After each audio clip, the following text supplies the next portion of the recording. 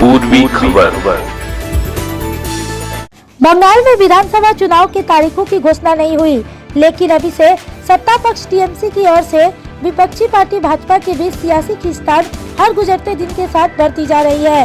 Bharatiya Janata party के तेज तर्रार नेता बंगाल विधानसभा नेता प्रतिपक्ष शुभेंदु अधिकारी ने आसनसोल विधानसभा अंतर्गत डमरा इलाके में परिवर्तन संकल्प सभा को संबोधित किया।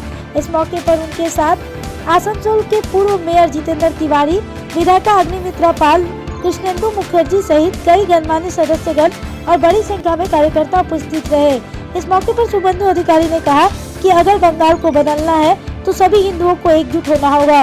उन्होंने हिंदू एकता पर जोर दिया और कहा कि अगर हिंदू होकर मतदान करे तो भाजपा को सत्ता में आने से कोई नहीं रोक सकता। उन्होंने कहा कि 4 महीने बाद सभी नाइंसाफियों का हिसाब होगा। आइए जानते हैं आगे की जानकारी।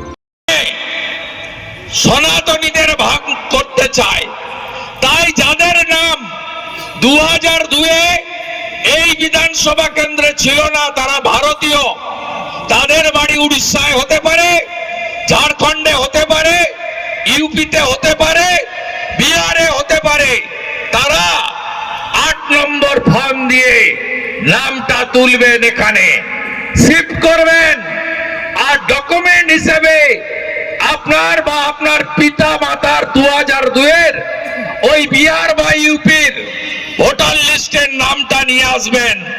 আর না পারলে 1987 সালের আগে যদি ভারতে জন্মগ্রহণ করে থাকেন, স্কুলের সার্টিফিকেটে ডেট অফ বার্থ থাকে, তাহলে কোনো ডকুমেন্ট লাগবে না। আপনাদের প্রত্যেকটি ভারতীয়র নাম ভোটার তালিকায়, খসড়া তালিকায় আছে কিনা দেখে ব্যবস্থা নিতে হবে। এটা একদম গুরুত্বপূর্ণ কাজ। 6, 7, 8 খুব গুরুত্বপূর্ণ কাজ। সেমিফাইনালে যদি জিততে পারেন, ফাইনালে আরামসে জিতবেন।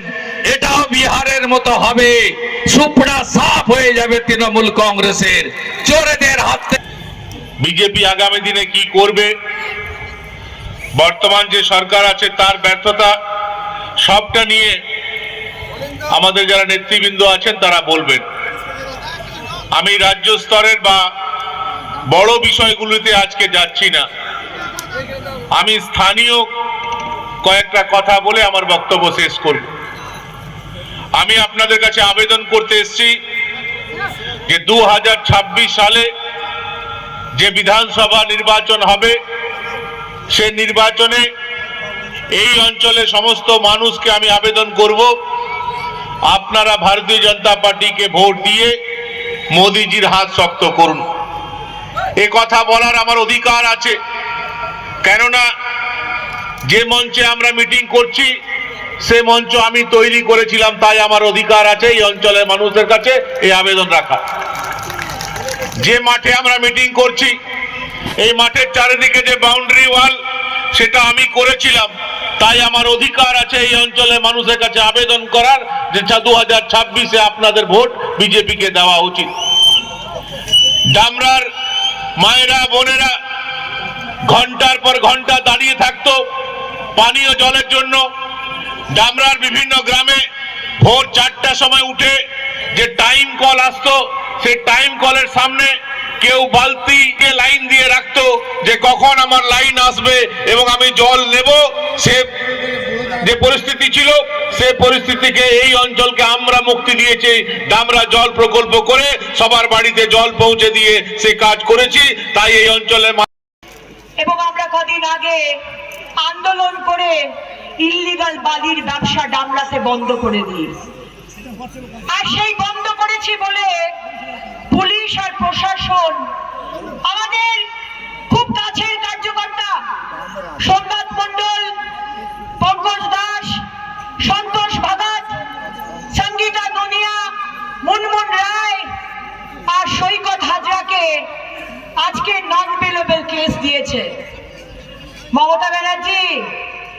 আসানসোল দক্ষিণে আর আসানসোলে যা যা ইল্লিগাল কাজ চলছে আমরা কিন্তু চলতে দেব না। আপনি ভাবছেন আপনার পুলিশ আর প্রশাসনকে দিয়ে ভয় দেখিয়ে আপনি অগ্নিমিত্রা পালকে ভয় দেখিয়ে দেবেন, সেটা কিন্তু আমরা হতে দেব না। সেখানে অবসরপ্রাপ্ত কর্মীরা তারা পেনশনের টাকা পাচ্ছে না। আজকে পুরো অস্থায়ী কর্মচারীদের বেতন থেকে পিএফ কাটা হচ্ছে, কিন্তু সেই পিএফ অ্যাকাউন্টে জমা হচ্ছে না। এটা কিন্তু একটা ঘোরতর অপরাধ। আজকে এই কাজ যারা করে তাদের কিন্তু জেল হবার কথা। আজকে কোনো ঠিকাদার अब तक के लिए बस इतना ही, फिर मिलेंगे अगली खबर में। ऐसी और भी खबरों के लिए बने रहे हमारे साथ, देखते रहे पूर्वी खबर। हमारे चैनल को लाइक शेयर सब्सक्राइब करना ना भूलें और बेल आइकन को दबाना ना भूलें और देखते रहें पूर्वी खबर। पूर्वी खबर, नजर सब पर।